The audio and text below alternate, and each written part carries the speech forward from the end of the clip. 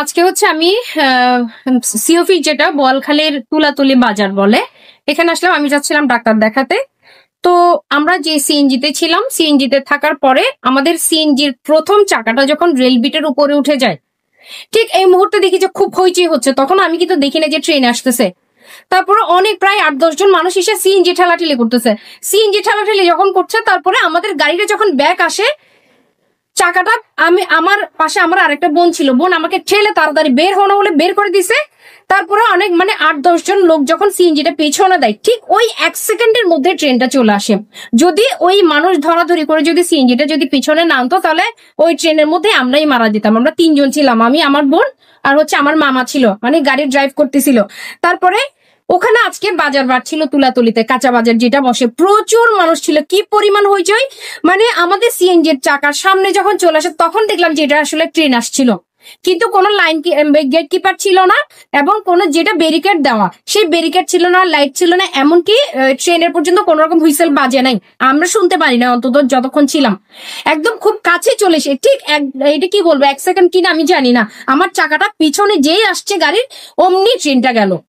এরপর আমি, আচ্ছা ঠান্ডা মাথায় আমি ওখানে যারা লোকাল ছিল সবাই গেট কিপারের কাছে গেছে, ওনাকে মারধর করার চেষ্টা করতেছিল। তখন আমি লাইভে যাইনি।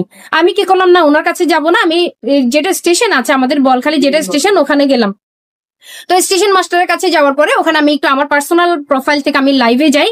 তো লাইভে যাওয়ার পরে যখন স্টেশন মাস্টারের কাছে গেলাম, দেখেন আপনারা এইভাবে দায়িত্ব অবহেলা যে করেন, আজকে আমি মানুষটা মারা যেতাম, আমার সাথে সাথে অনেক শত শত মানুষ আজকে মারা যেত। এটা কাদের দোষ? আপনারা যে এইভাবে দায়িত্ব অবহেলা করেন, আপনাদের কারণে আমরা শত শত নিরীহ মানুষ মারা যাই।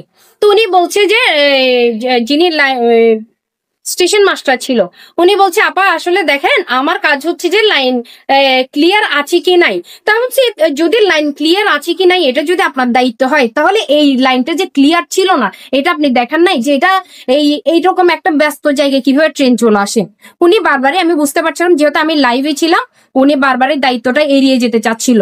তারপর আরেকটা বলছি যে আসলে আমার দায়িত্ব হচ্ছে শুধু ক্লিয়ার আছে কিনা এটা দেখা, আর গেট কিপারের কাজ হচ্ছে ওখানে দেখা। কিন্তু গেট কিপারের কোনো ভূমিকা ছিল না, আমরা কোনো গেট কিপারকে দেখতেই পারি নাই। যখন ঘটনা ঘটে যায়, তখন লোকাল যারা ছিল তারা সবাই গেট কিপারের কে গেল আর কি। তো উনি মাফ চাচ্ছে। তো ওনাকে বললেন, দেখেন আমার জায়গায় যদি আপনি আজকে আমার গাড়ির তলায় যদি আপনি মারা যেতেন, তাহলে আপনার ফ্যামিলির কাছে যদি গিয়ে আমি মাফ চাইতাম, ওনারা কি আমাকে মাফ করতো? কখনোই করতো না।